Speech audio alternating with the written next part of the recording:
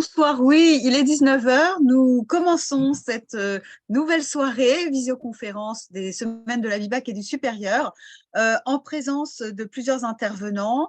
L'OFAGE représenté par Madame Agnès Pruvot, chef adjoint du service scolaire pour l'institution, Madame Eva Joly, et des intervenantes qui seront en situation de nous parler de leur itinéraire en lien avec l'OFAGE. Madame Vanessa Berfeuille, Elina Eberhardt, et je crois que je n'oublie personne pour l'OFAGE. Et nous avons aussi le plaisir d'accueillir Monsieur Arim Brown, traducteur européen qui a traduit de nombreux discours très réputés, dont ceux de la Commission européenne. Et il nous expliquera tout cela dans la prochaine demi-heure qui s'ouvre dès maintenant.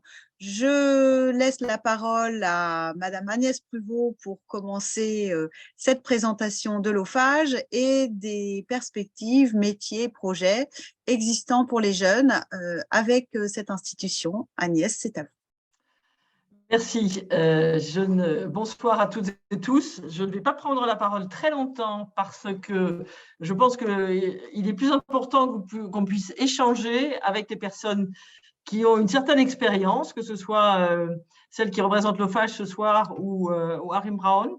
Au nom de l'OFAGE, donc l'OFAGE, normalement pour vous, c'est une institution, une organisation internationale qui est connue, puisque, vu votre parcours, vous avez à un moment ou un autre dû faire appel à notre institution pour peut-être des subventions, pour peut-être des stages.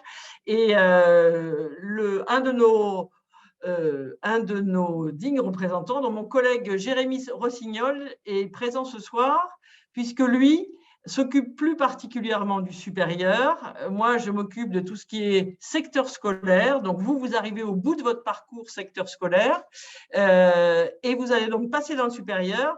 Donc, je vais laisser la parole à Jérémy Rossignol pour mieux vous en parler, sans oublier de vous rappeler que l'OFAGE fête en 2023 ses 60 ans.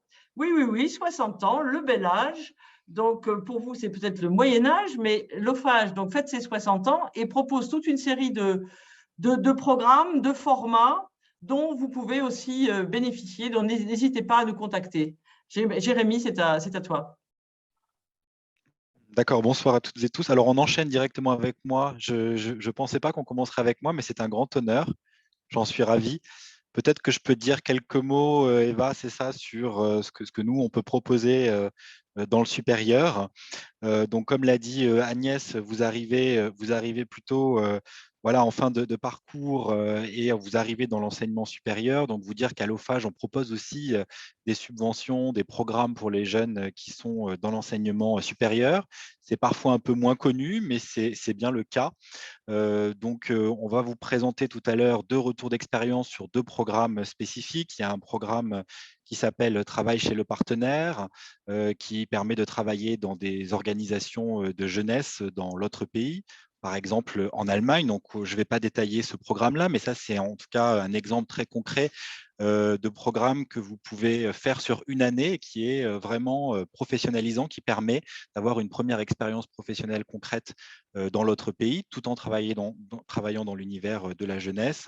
Et on reviendra aussi sur, tout à l'heure, dans le cadre des retours d'expérience, sur le volontariat franco-allemand, qui est un formidable programme aussi, un programme d'engagement qui est inscrit aussi bien dans le dispositif du service civique en France et dans l'équivalent allemand, et qui permet pendant une année de réaliser des missions de service civique dans l'autre pays, que ce soit en établissement scolaire, que ce soit dans des universités ou dans des structures associatives. Donc, vous aurez un exemple très concret aussi tout à l'heure lors des discussions. Ça, ce sont 2 exemples de projets que vous pouvez mener vraiment sur une année, que vous pouvez mener après votre habit bac ou entre 2 cursus si vous souhaitez faire par exemple une année de cursus, une année de césure, pardon. au-delà de ces programmes-là qui sont vraiment des programmes de plus long terme, nous avons aussi des dispositifs de plus courte durée qui sont tout à fait intéressants pour vous. Je cite très rapidement, par exemple, les bourses pour stages pratiques dans le cadre des études. L'OFAGE attribue des bourses pour réaliser des stages dans une entreprise ou une institution, une organisation de l'autre pays. Ce sont des bourses en général pour des mobilités de 4 semaines à 3 mois. Évidemment, votre stage peut durer plus longtemps, mais en tout cas, le financement de l'OFAGE se limite à cette période-là. Et c'est un financement tout à fait intéressant parce que c'est environ 300 € par mois pour soutenir la mobilité et vos frais dans le pays. Une subvention aussi pour les frais de voyage. Et ce qui est merveilleux, c'est qu'en plus, c'est cumulable avec d'autres financements. Par exemple, si vous êtes soutenu par la région, si vous êtes soutenu par une autre organisation qui finance la mobilité comme Erasmus ou d'autres types de financeurs. Donc, c'est vraiment des opportunités à ne pas manquer et qui peuvent vraiment vous aider à voilà, réaliser une expérience professionnelle dans l'autre pays. Par ailleurs, si jamais vous souhaitez réaliser un stage, mais que vous êtes plus dans le cadre d'un cursus, que ce n'est pas un stage obligatoire, l'OFAGE peut vous proposer un conventionnement pour réaliser votre stage, c'est-à-dire un cadre juridique. On a par exemple un programme qui s'appelle Praxès et qui permet de faire des stages en dehors des cursus. Dans ce cas-là, l'OFAGE vous propose une convention de stage dans les 2 langues que vous pouvez utiliser dans le cadre de votre mobilité.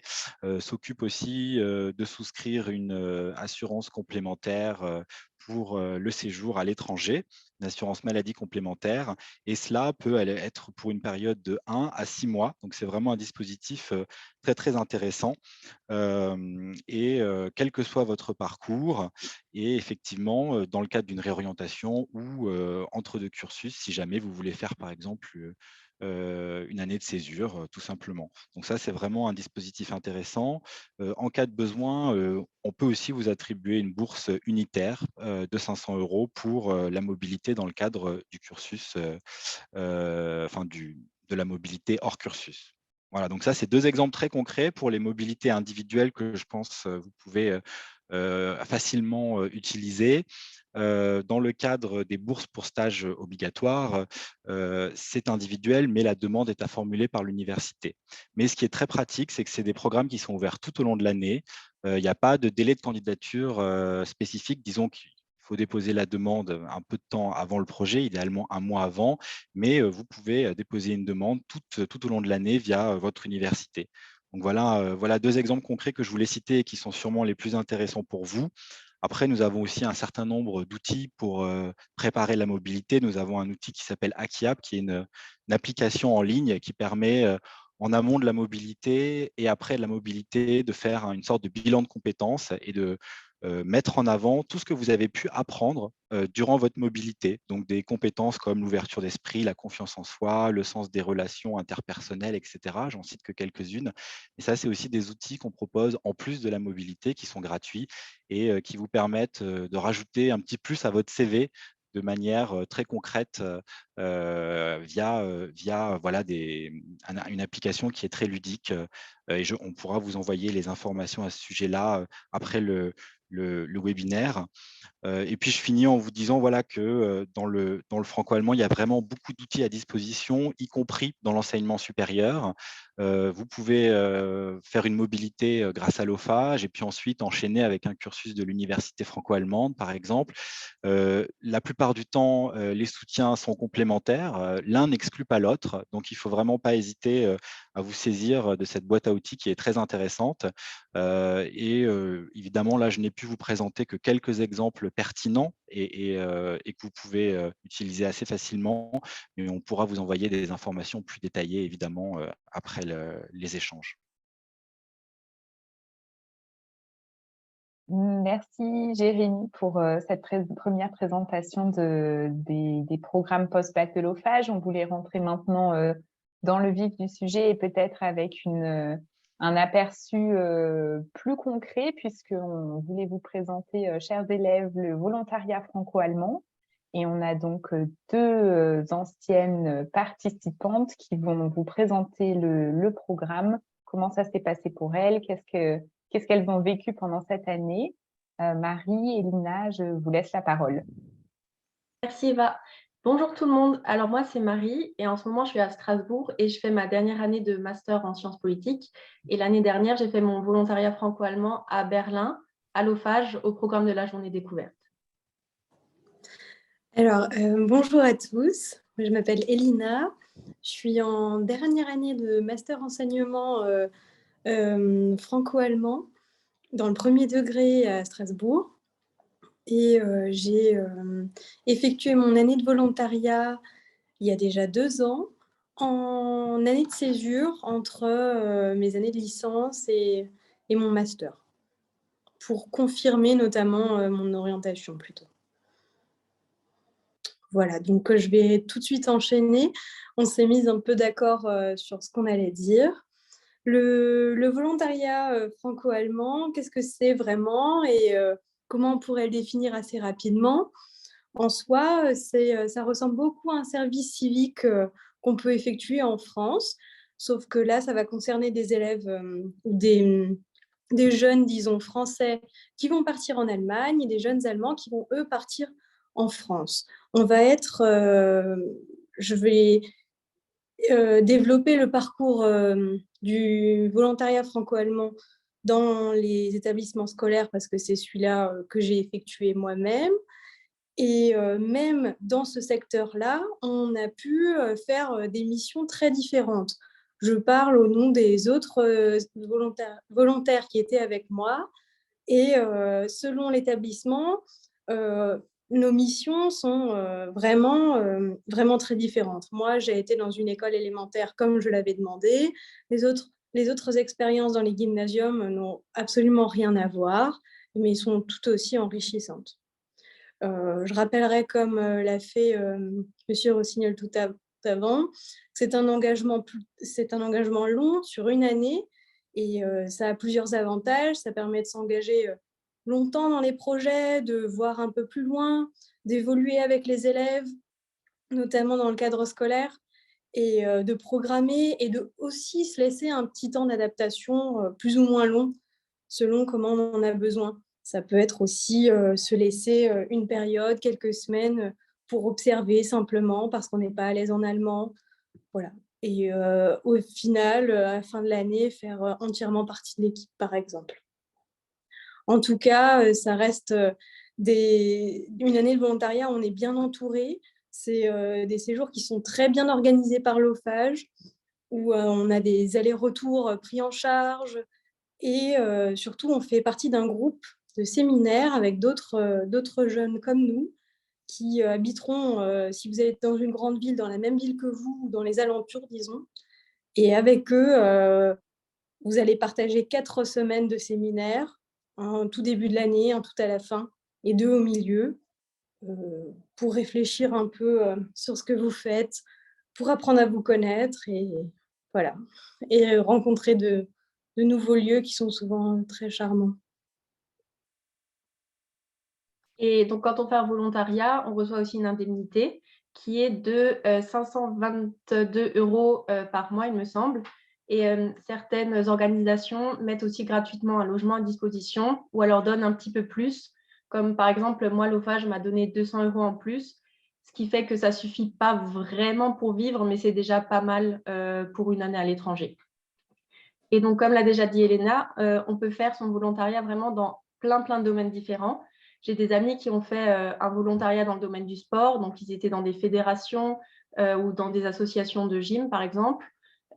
J'ai aussi des amis qui ont fait des volontariats dans le domaine culturel, donc dans des musées ou des institutions ou des instituts français, et également donc, dans des mairies, dans des associations écologiques, à l'OFAGE, dans des écoles ou même dans les universités.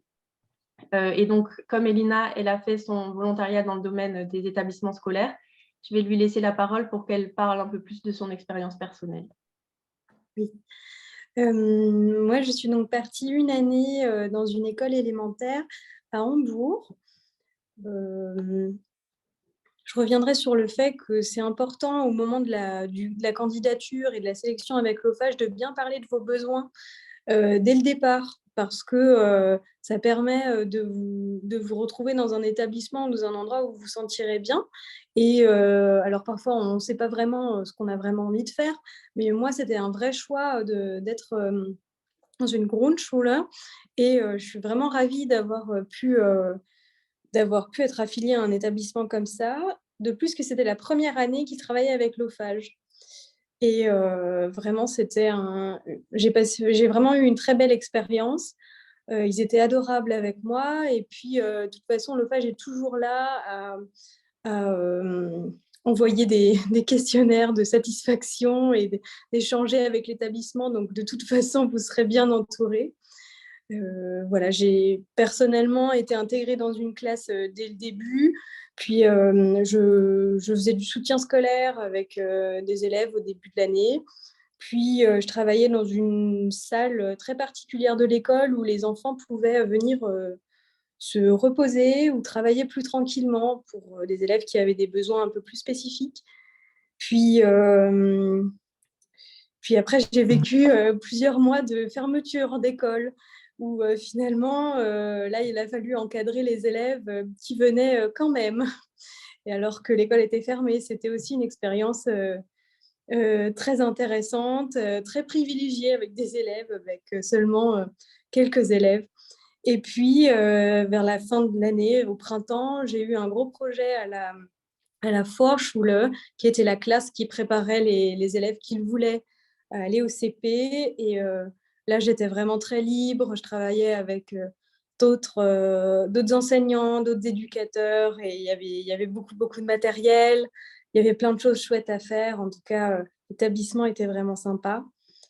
Par rapport à mes autres collègues volontaires, ils ont eu des expériences tout aussi enrichissantes, mais tout à fait différentes, dans les gymnasiums, dans les écoles franco-allemandes, affiliées à l'AEF, du cercle AEFE, enfin les écoles françaises à l'étranger. En tout cas, le public est toujours différent. Vos missions aussi, il ne faut pas hésiter à imposer un peu, imposer, je veux dire, en discuter avec l'équipe qui vous accueille, de ce que vous avez envie de faire, de ce que vous vous sentez capable de faire. Et est-ce que vous avez des idées ou est-ce que vous avez juste envie plutôt de les aider ou d'observer au début pour vous sentir à l'aise? En tout cas, je pense que c'est vraiment le seul conseil que je donnerais, c'est de bien communiquer avec vos collègues, avec toutes les personnes qui vous entourent, pour qu'elles puissent vous trouver une mission et vous accompagner dans vos missions au mieux. Voilà. Je vais me permettre d'ajouter juste une toute petite phrase, Elina, puisque je suis engagée dans ce processus-là, quand les établissements scolaires postulent pour accueillir un jeune ou une jeune volontaire.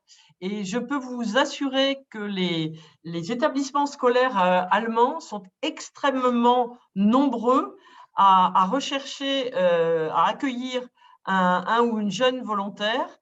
Et que franchement, si vous postulez en tant que Français, vous avez vraiment toutes vos chances parce qu'on a vraiment, vraiment de nombreux établissements, alors côté français aussi, mais côté allemand, qui attendent un jeune Français. Vous n'avez pas un poste d'assistant, hein, vous êtes vraiment dans le projet de l'établissement allemand.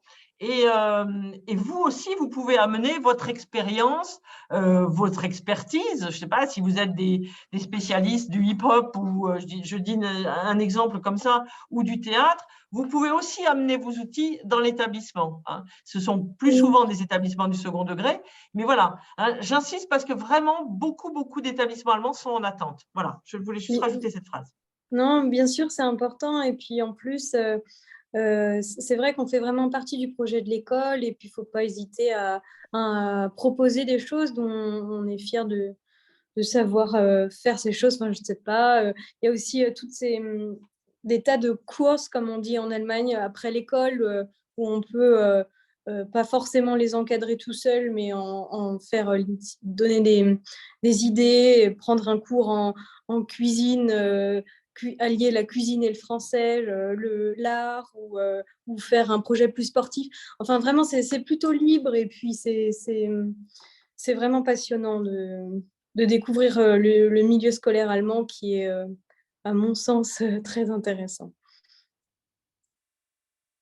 Et puis, je permettrais aussi de me rajouter qu'on n'est pas obligatoirement engagé dans l'enseignement pour aller faire du volontariat dans une école ou dans un établissement scolaire, hein. On peut juste avoir envie de faire une pause et avoir un contact avec des jeunes.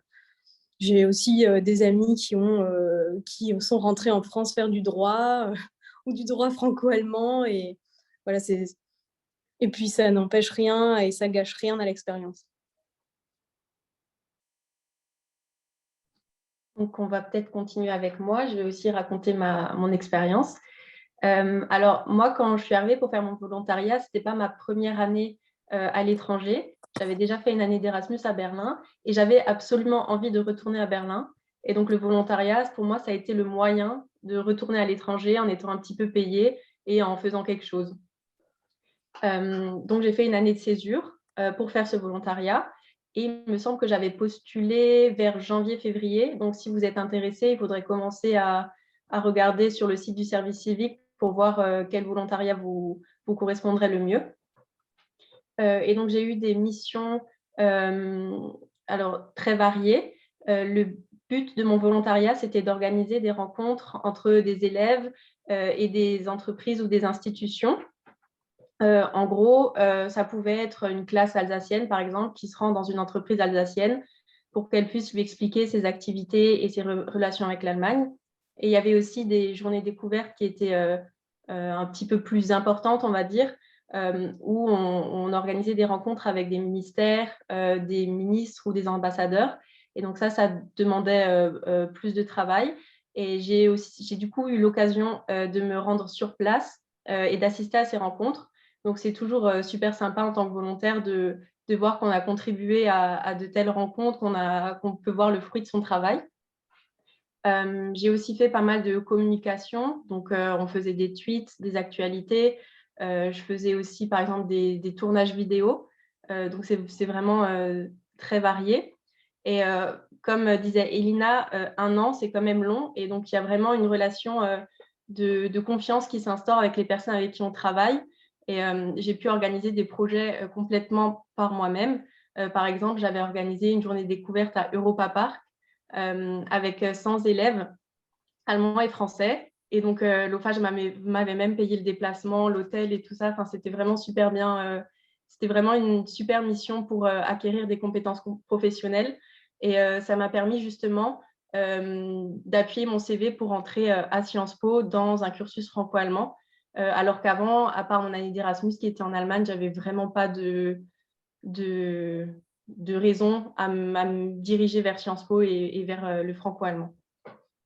Donc, il faut aussi savoir que quand on fait un volontariat, on a une tutrice ou un tuteur et que tout au courant de l'année, cette personne, elle est toujours là pour nous épauler si on a un souci, donc que ce soit dans notre organisme ou alors même des soucis personnels, vu qu'ils habitent depuis longtemps dans la ville dans laquelle on est, ils peuvent toujours nous aider à trouver des appartements, par exemple, ou bien pour n'importe quel problème, on est toujours bien accompagné. Donc, ce que je conseille, en fait, si vous voulez faire un volontariat, il y a 2 types de volontariat que vous pouvez faire. Donc, c'est le volontariat comme moi, qui m'a vraiment permis d'apprendre beaucoup de choses, que ça me serve sur le CV. Ça m'a beaucoup servi à trouver de bons stages maintenant, ou alors de faire un volontariat dans un domaine qui vous est complètement inconnu et qui vous permettra vraiment de faire une pause une année et de voir des nouvelles choses. En plus d'un volontariat et de travailler, c'est quand même une chance énorme d'avoir un petit peu d'argent avec justement cette indemnité et de pouvoir rencontrer plein de gens parce que les structures en général qui accueillent, elles accueillent plusieurs volontaires et aussi des stagiaires. Donc, ça fait que c'est très, très facile de rencontrer des gens, de se faire des amis. C'est toujours très sympa de travailler avec des gens de notre âge. Moi, je me rappelle que j'avais 2 collègues, donc une Allemande et une Française, une stagiaire et une volontaire avec qui on s'entendait vraiment très, très bien. Et donc ça, c'est vraiment genre un très, très bon moyen de se faire des amis à l'étranger. Voilà. Oui, je rebondis juste 30 secondes sur ce que vient de dire Marie. Et alors là, j'ai l'impression qu'on a plutôt des élèves qui sont encore au lycée, il me semble. Et voilà, mais en tout cas, j'ai la même expérience que Marie. Je suis aussi partie en Erasmus avant le volontariat. Alors, pas du tout en Allemagne, j'étais en Espagne. Je faisais totalement autre chose. Mais voilà, c'était aussi le fait de partir à l'étranger avec un beau projet qui permet de réfléchir sur la suite aussi. Mais il faut savoir que souvent les volontaires, surtout les Allemands, parce que c'est plutôt culturel, mais maintenant ça vient de plus en plus en France et j'en suis ravie, de faire leur pause après leur bac. Ils sont très jeunes, donc il ne faut pas hésiter non plus à le faire tout de suite après le bac et on prendra ça en compte dans vos petits CV au retour, c'est sûr. Tout à fait, Elina, c'est vraiment un point important que tu évoques. Le volontariat, on peut le faire dès le bac. Les Français, en général, comme l'a dit Elina, ils ont peu tendance à le faire directement après le bac, mais c'est possible. Donc, si jamais ça vous intéresse, n'hésitez pas. Merci beaucoup, Elina, Marie, d'avoir présenté votre volontariat franco-allemand. Je vois que l'heure tourne, du coup, je vous propose qu'on passe au programme suivant qui est Travail chez le partenaire. Vanessa, la parole est à toi et les élèves, notez-vous les questions pour Marie et pour Elina pour plus tard. Donc, bonjour tout le monde, je m'appelle Vanessa et je suis actuellement participante au programme Travail chez le partenaire ou en allemand Arbeit beim Partner. Donc, le principe est simple. Il permet aux personnes âgées de 18 à 30 ans résidant en France de travailler en Allemagne ou inversement, aux personnes résidant en Allemagne de travailler en France pendant 12 mois dans une asso ou dans une institution partenaire de l'OFAGE. Et donc, c'est grâce à ça que je travaille actuellement en tant que chargée de projet à la Gesellschaft für übernationale Zusammenarbeit. Alors, le nom est très long. On l'appelle tout simplement la GUTS. Et c'est une asso qui organise des formations et des rencontres franco-allemandes de jeunes, principalement en été, mais aussi aux vacances de Pâques et en hiver. Et donc, je travaille là-bas depuis avril et mon contrat se termine fin mars. J'ai découvert ce programme Travail chez le partenaire grâce au réseau des volontaires parce que j'ai moi-même réalisé un volontariat franco-allemand, mais dans l'enseignement supérieur, donc dans une université. Pour postuler, en tout cas pour participer au programme Travail chez le partenaire, il y a plusieurs façons de le faire. On peut le faire tout au long de l'année, soit en allant directement sur l'espace recrutement de l'OFAGE, où les offres d'emploi dans le cadre de ce programme sont publiées et donc il suffit de candidater tout simplement. Ou bien faire comme moi, regarder sur la page qui est dédiée sur le site de l'OFAGE au programme, la liste des structures qui accueillent des personnes dans le cadre de ce programme, et donc de contacter directement les structures et d'envoyer votre CV et votre lettre de motivation. Ou la troisième solution, c'est d'envoyer une candidature spontanée à l'OFAGE avec une lettre de motivation en allemand, il me semble, pour les Français, et avec un CV en français et en allemand. Et ensuite, c'est l'OFAGE qui s'occupe de faire le pont entre vous et les structures qui sont intéressées par ce programme. Il y a plusieurs types de postes, mais il n'y a pas de prérequis minimum, surtout au niveau de la langue, puisque je pense que c'est plutôt le niveau d'allemand qui peut rebuter certaines personnes. Mais il faut se rassurer parce que j'ai rencontré beaucoup de personnes qui participent ou qui ont participé à ce programme, qui ont un niveau d'allemand vraiment différent et ça n'a pas posé problème lors de l'entretien ou même au fil du programme, on s'améliore tout simplement parce qu'on est dans une équipe germanophone ou bien parfois francophone, un peu les deux.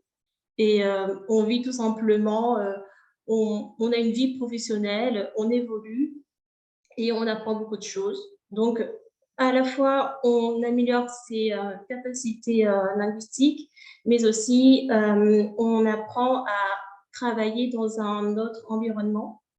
Alors, on n'a pas besoin d'avoir une première expérience professionnelle pour le faire. Ça, je le précise parce que moi-même, je n'avais pas d'expérience professionnelle à part quand j'ai fait mon volontariat dans une université. Et donc, c'était pour moi, plutôt c'est pour moi, je suis encore participante de ce programme, l'occasion de découvrir des méthodes de travail en Allemagne qui sont assez différentes de la France.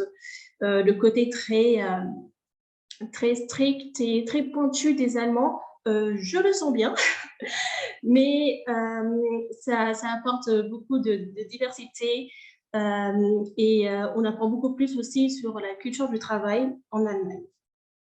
Donc, je ne peux que vous conseiller de postuler, de candidater, peut-être pas maintenant, parce que vous êtes encore un peu jeune, mais peut-être qu'à l'avenir, dans 2-3 ans, vous pouvez y aller. J'ai fait un master en traduction littéraire, donc ça n'a pas vraiment de lien avec le travail que je fais actuellement, qui est plutôt dans l'animation, dans le domaine extrascolaire et dans la formation.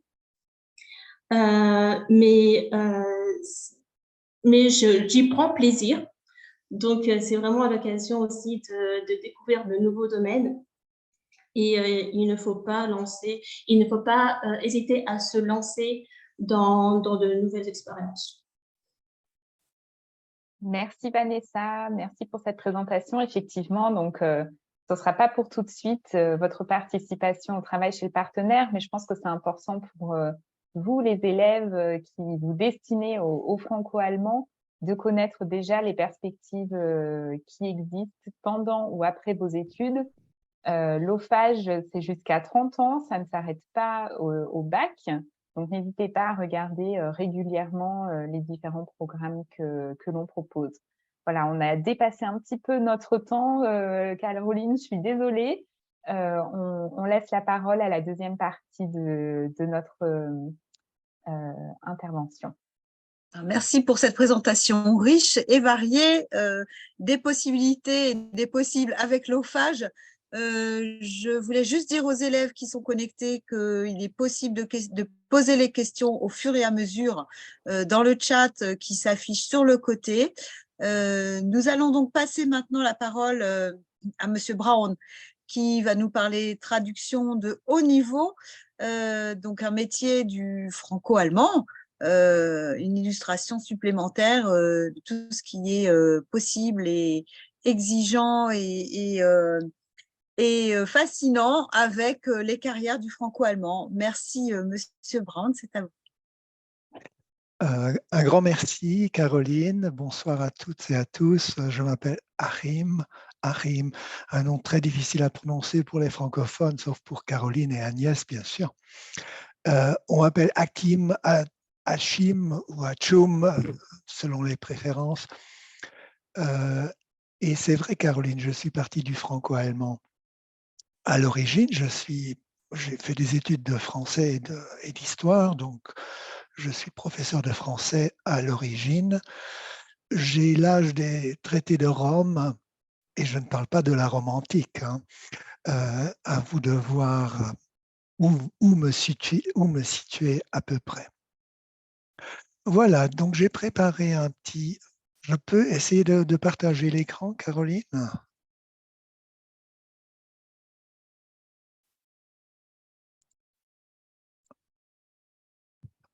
Voilà. Donc, comment suis-je devenu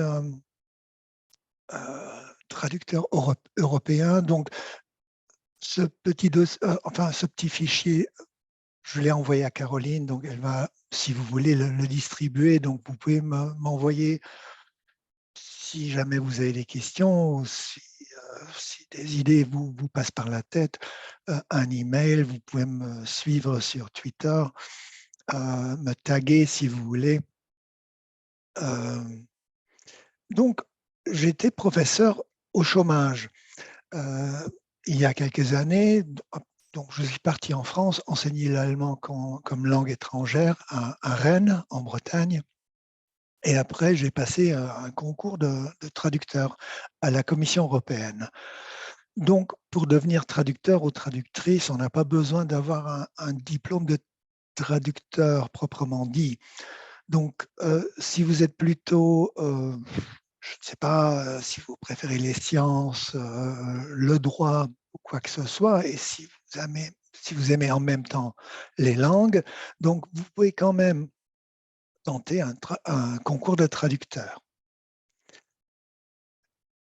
Donc, je vais vous poser la question, vous n'êtes pas obligé de donner votre réponse à haute voix, vous pouvez y réfléchir un peu. Quel est, à votre avis, le talent le plus précieux ou le plus important qu'un bon traducteur doit avoir?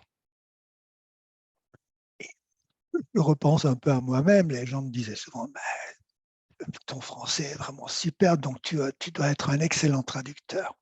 Les langues et la traduction, ce n'est pas forcément la même chose, je vous le dis tout de suite. Au début, j'ai eu beaucoup de difficultés. Bon, j'ai eu le concours un peu par hasard peut-être, et j'ai eu vraiment du mal au début dans mon nouveau métier de traducteur. Je me considère toujours comme prof et ça se rejoint aussi un peu les deux métiers. Pour vous donner un petit exemple, hein, vous savez peut-être, si vous êtes dans le franco-allemand, les gens savent « Ah, tu parles allemand, donc on vous demande une petite traduction, un service. » Et de toute façon, c'est toujours à l'œil. Hein. Et figurez-vous, dans quelques années, vous êtes traducteur, traductrice, un client ou un ami vous téléphone, vous dit « Tiens, tu parles allemand, comment est-ce qu'on dit vous pouvez tous crever en allemand ?» Comment allez-vous réagir? Le conseil que je vous donne, demandez toujours le contexte. Parce que peut-être que cette personne va ouvrir un garage comme ça, hein, pour les pneus, vulcanisation, rechauffage. Donc, crever, dans ce sens-là, prend une toute autre dimension, un tout autre sens.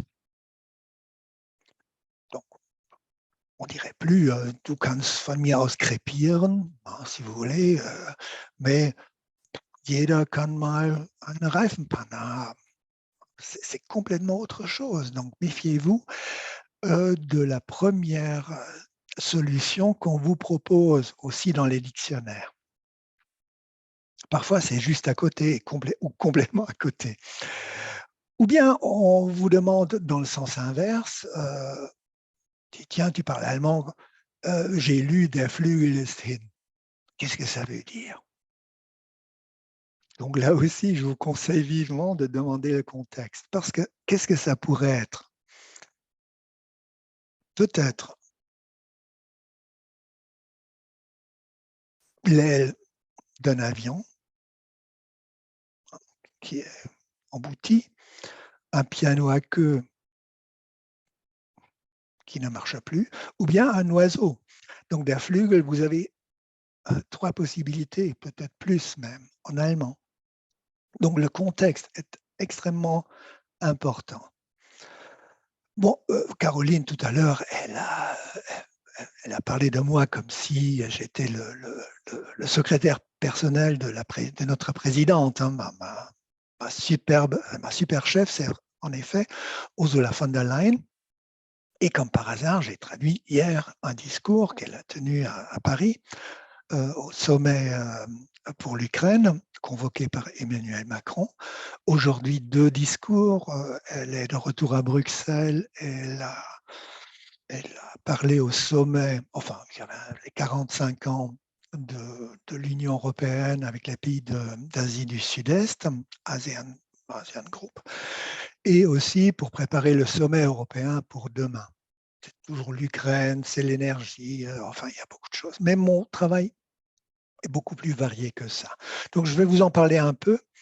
Et une journée type, par exemple, donc quand j'ai commencé, c'était encore du papier, c'était le dictaphone. Maintenant, je reçois ça sur mon écran, c'est le Translator's Desktop, dans le bureau du traducteur. Et je vois ce que j'ai à faire, c'est les délais. Je pense que je suis le seul à voir encore le contenu en français, la plupart des collègues l'ont en anglais. Donc, je vois un peu ce que j'ai à faire. Donc, c'est comme ça qu'il faut imaginer le travail. Hein. Il ne faut pas confondre la traduction avec l'interprétariat non plus. Parfois, les gens me demandent « Ah, tu es traducteur, donc tu es dans les cabines. » Je ne suis jamais en cabine. J'ai une journée de travail assez régulière, comme des heures de bureau. Je ne passe pas mes nuits dans les négociations en cabine. Hein. Donc, tout ce que je fais, c'est par écrit. Donc, je regarde le document de plus près. Voilà, c'est pour ça que ça s'affiche Bronac, c'est le login, donc c'est le nom de famille et puis les 2 premières lettres du prénom. Je regarde peut-être dans Comments s'il y a des choses qu'il faut savoir. Et voilà, donc il y a donc quelques commentaires, c'est-à-dire avec un peu de chance, le texte a déjà été traduit ou bien on me renvoie un autre document similaire, donc ce qui me facilite le travail. Et ce lien-là qu'on me donne pour m'aider, il m'amène par exemple sur cette page du European Personal Selection Office, donc c'est le bureau de recrutement. Et là, je vois déjà un peu de quoi il s'agit.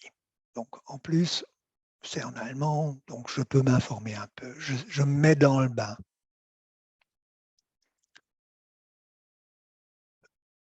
Après, je vais aller chercher donc le texte et vous voyez, comme souvent je suis en retard parce que le rouge, ça veut dire la personne n'a pas encore commencé. Le vert, donc vous voyez toutes les langues officielles de l'Union européenne, donc l'original est pratiquement toujours en anglais. Le bulgare a déjà terminé son travail, le tchèque aussi, le danois aussi, le grec, l'espagnol, l'estonien. Le finlandais, il est en train de travailler là-dessus. La France a terminé. L'irlandais, donc le gallois, aussi fainéant que moi. Le croate, etc., etc. Donc, vous voyez un peu.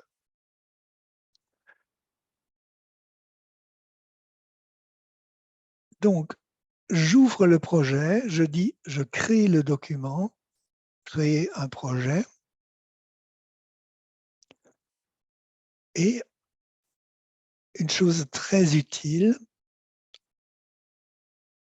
c'est ça s'appelle le CAT client, donc c'est le Computer Assisted Tool, c'est-à-dire la traduction devient de plus en plus automatique. On nous propose une traduction par machine.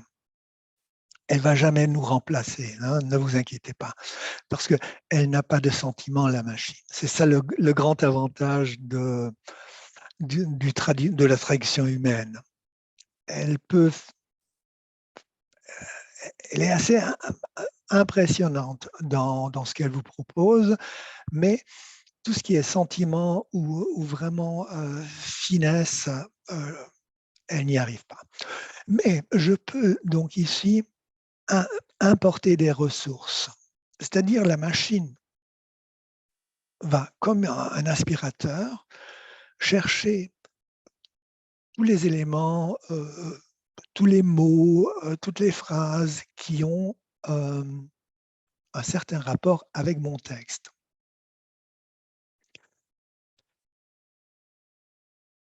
Et avec un peu de chance, j'ai une nouvelle version, disons,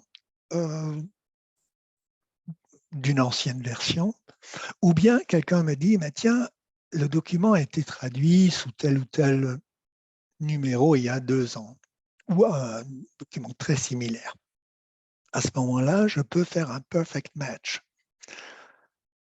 C'est-à-dire, la machine va retrouver les éléments qui sont vraiment identiques à 100%.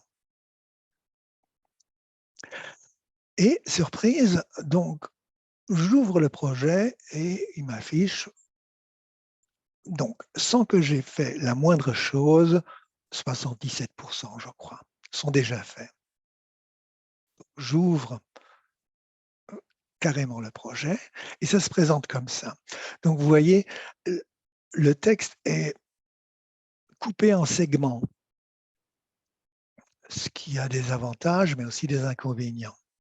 C'est-à-dire, on voit à gauche l'original et à droite, donc, ce que la machine nous propose. Je vous laisse regarder ça de près si vous voulez, donc vous pouvez donc vous amuser avec ça si la traduction vous intéresse.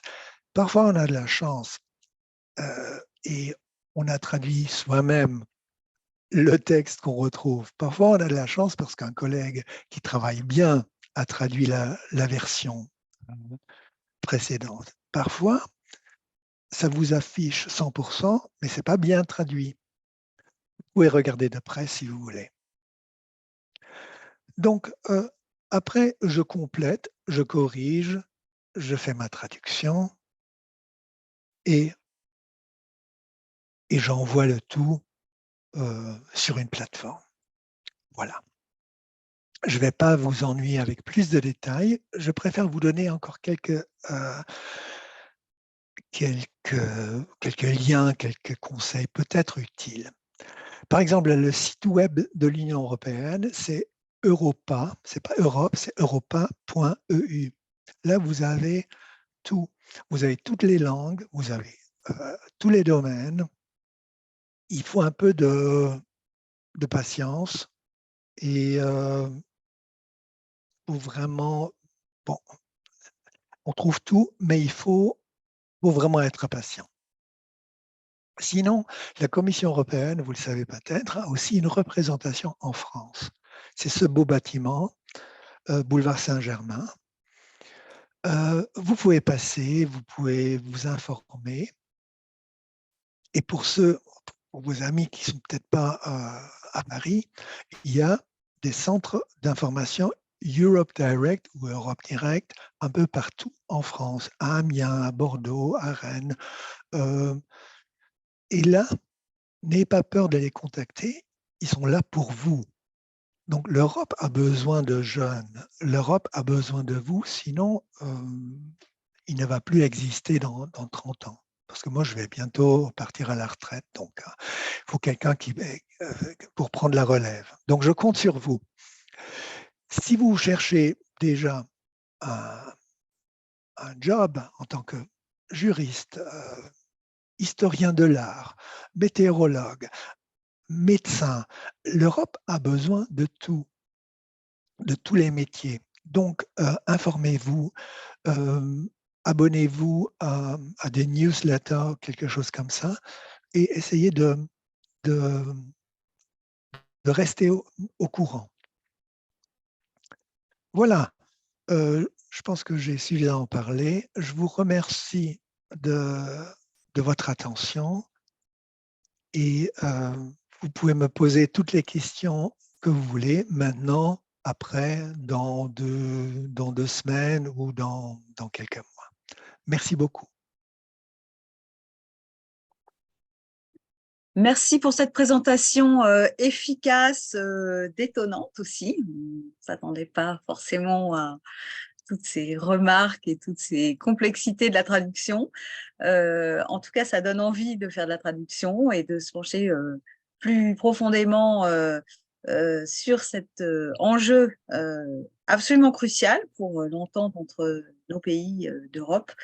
Et oui, cet appel aux jeunes, on l'a entendu, on essaye de le relayer et on espère que nos élèves seront nombreux à embrasser les carrières européennes, franco-allemandes, faire quelque chose avec une autre langue, l'allemand bien sûr, mais aussi l'ouverture vers voilà, une meilleure compréhension de ce que sont les autres.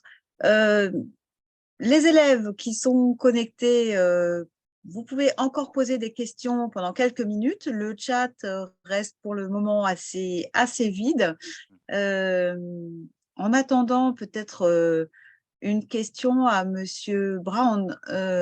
Est-ce que vous pouvez nous redire ce qui vous a motivé à devenir traducteur? Est-ce qu'il y a un moment de basculement vers cette carrière, vers cette profession? Oui, oui, tout à fait. Donc, une chose que, enfin, tu parlais du français et de l'anglais tout à l'heure, et de l'allemand tout à l'heure. Je vous conseille vivement de travailler votre anglais aussi, parce que l'Europe, malheureusement, s'éloigne de plus en plus du multilinguisme. Quand j'ai commencé en 1994, la commission était très française.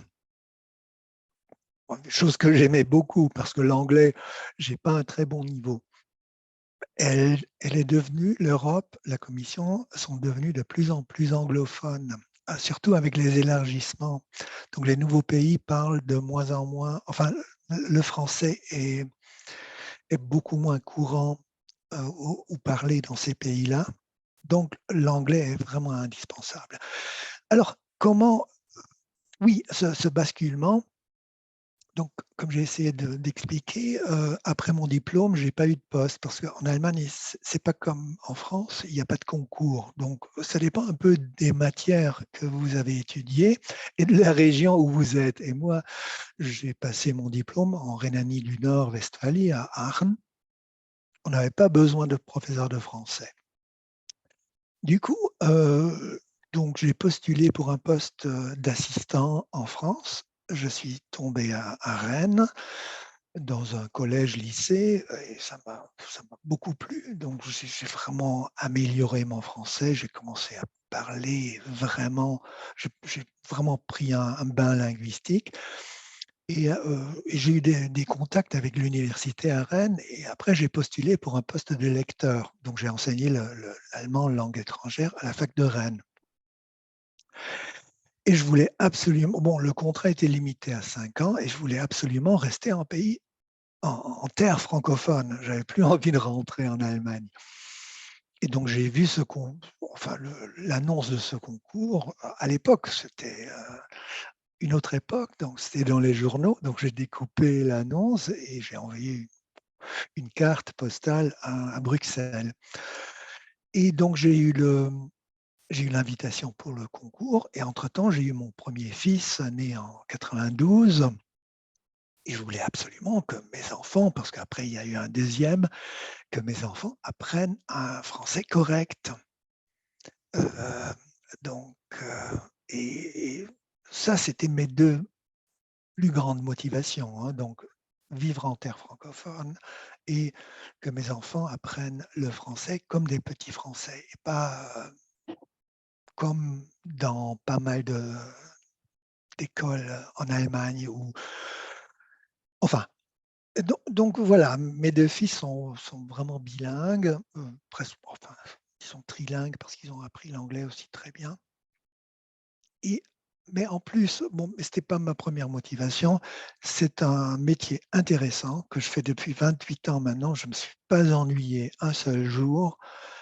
En plus, j'ai de la chance, c'est assez bien payé et c'est un poste sûr aussi. Hein. Donc, j'ai un statut de fonctionnaire et la traduction, ça vous...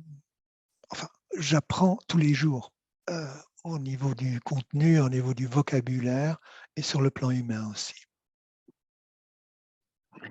Merci beaucoup, Harim Brown.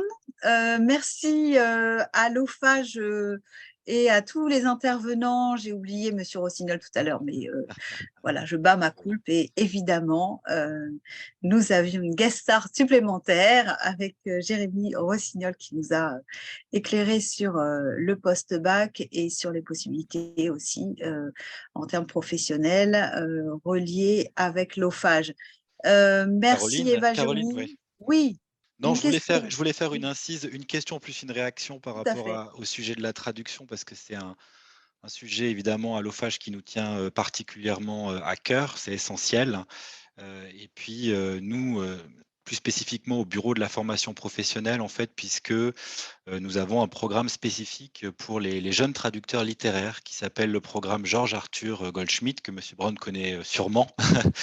Il en a peut-être déjà entendu parler. Et donc, voilà, peut-être pour les jeunes parmi vous qui sont vraiment très branchés littérature, qui souhaiteraient peut-être évoluer aussi dans ce domaine-là, c'est-à-dire plutôt vers la traduction littéraire, la traduction d'ouvrages, de romans, etc., un peu plus spécialisés. C'est un programme vraiment très, très intéressant qui existe maintenant depuis de nombreuses années, que nous organisons à l'OFAGE en partenariat avec la Foire du livre de Francfort, qui est quand même une organisation très reconnue hein, dans le monde du livre, et le Bureau international de l'édition française en France, et qui permet chaque année une quinzaine plutôt de jeunes traducteurs littéraires de travailler ensemble, de se mettre en relation, de découvrir l'univers de l'édition dans chaque pays et de la traduction dans chaque pays. Et nous les aidons aussi dans le cadre de ce programme à se mettre en relation avec des maisons d'édition de l'autre pays autour d'un ouvrage, c'est-à-dire autour d'un livre qu'ils souhaitent éventuellement traduire dans l'autre langue. Donc on les aide dans tout ce travail de mise en relation pour leur carrière, en fait, pour qu'ils puissent voilà, obtenir la traduction d'un livre qui ne serait pas encore traduit dans l'autre pays. On a par exemple une traductrice qui a participé à ce programme il y a un petit moment déjà, mais qui est devenue l'une des traductrices des ouvrages d'Annie Ernaux vers l'allemand, par exemple. Donc c'est vraiment en partie la participation à ce programme professionnalisant qui lui a permis de faire carrière et ensuite voilà, de traduire notamment des ouvrages d'Annie Ernaux. On a aussi une jeune traductrice qui est plus tellement jeune maintenant, mais qui traduit des livres d'Emmanuel Carrère, par exemple, qui est aussi assez connu. Donc voilà, c'est un très beau programme et ça peut aussi intéresser peut-être certains d'entre vous qui souhaiteraient s'orienter vers la traduction littéraire. Je mets le lien dans le forum. N'hésitez pas à aller le consulter également. Voilà, et Oui, dans je le voudrais même juste genre, ajouter, voilà, dans le même genre, on a aussi un programme pour jeunes éditeurs, pareil, qui permet de se mettre en relation avec des jeunes dans le même domaine en Allemagne et de créer des relations, parce que c'est comme ça aussi après qu'on on crée des liens étroits entre la France et l'Allemagne et qu'on permet aussi l'échange de biens culturels, en fait, de la culture, des livres, des œuvres entre les deux pays. Merci Jérémy, c'était aussi très important. Et je voudrais juste rajouter aussi une phrase. Après tout ce qu'on a entendu là ce soir, alors bien sûr, le métier de traducteur est passionnant. C'est un des regrets de ma vie de ne pas avoir eu cette chance-là. Mais je pense que si vous ne savez pas encore, et ce qui est tout à fait compréhensible, ce que vous allez faire plus tard, vous êtes là dans la phase Parcoursup, on vous demande de choisir déjà pour dans les années à venir ce que vous allez faire, et puis vous ne savez pas, ce qui est tout à fait compréhensible. Je reviens sur l'expérience que nous ont présentée Vanessa, Elina et Marie. N'hésitez pas, après ce bac, laissez-vous le temps, par le biais d'un volontariat ou plus tard d'un travail chez le partenaire, laissez-vous le temps de réfléchir et de vivre une année en Allemagne. Vous allez grandir dans tous les domaines. Vous allez prendre le temps de rencontrer des gens. Vous allez améliorer bien sûr votre allemand, mais ce n'est jamais juste après le bac, comme on l'a souvent entendu en France, une année perdue ou une année de césure, c'est absolument pas. Vous l'avez entendu quand vous avez peut-être fait des échanges avec des programmes Brigitte Sauzet ou Voltaire de l'OFAGE, mais prenez le temps au cours de vos études de vivre cette année-là pour découvrir de nouvelles situations. Dans tous les volontaires qu'on a eus, comme l'a dit Marie, au sein de l'OFAGE, j'ai l'exemple d'un jeune qui avait terminé son école à Strasbourg, justement aussi, son école d'ingénieur. Il était diplômé Et puis, en fait, il s'est aperçu que bah non, ce n'est pas ce qu'il voulait faire. Et il est venu passer un an avec nous, volontaire à l'OFAGE.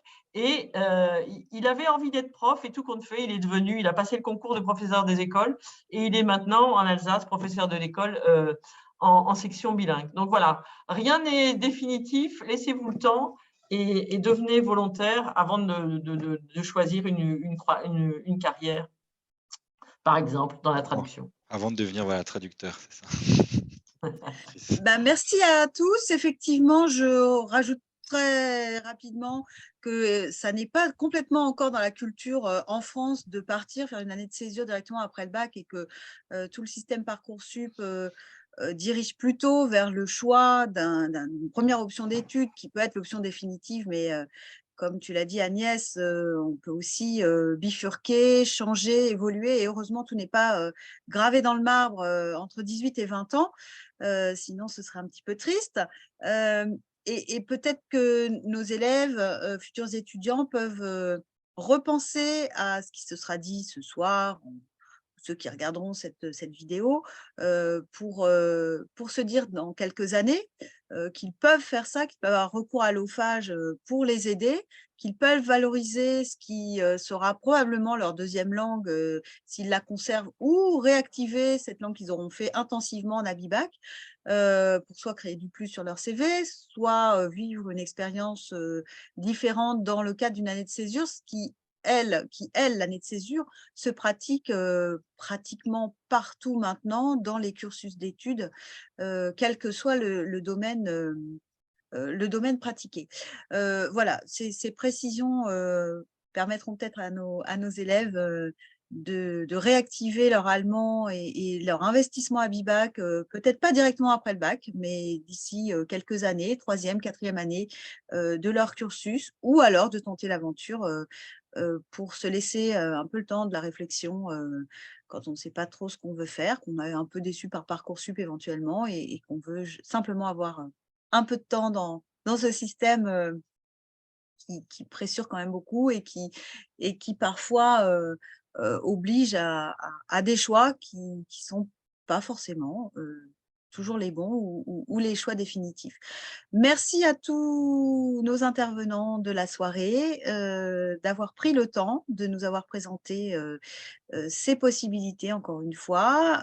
Merci aux volontaires, mesdames, mesdemoiselles, d'avoir témoigné de cette expérience qui paraît très forte, qui est à tenter. Les élèves à Abibac ont l'habitude de partir plusieurs semaines, plusieurs mois, en général pendant l'année de seconde, mais ça permet une certaine résonance de voir qu'on peut repartir en Allemagne. Et cette fois-ci, non pas seulement pour 6 mois, 3 mois ou 6 semaines, mais vraiment pour une année entière et voir prolonger l'expérience outre-Rhin. Merci encore à tous infiniment d'avoir consacré ce temps. On vous dit à bientôt avec le réseau Abibac. On est fidèle à l'OFAGE, évidemment, et puis à toutes les carrières qui sont liées au franco-allemand et qui nous sont très chères. On va couper, il est 20 h. Je ne vous dis pas bon match, mais voilà, faites ce que vous voulez ce soir. Et es lebe die Deutschfranzösische Beziehungen. Ja. À bientôt. Merci Caroline. Au revoir.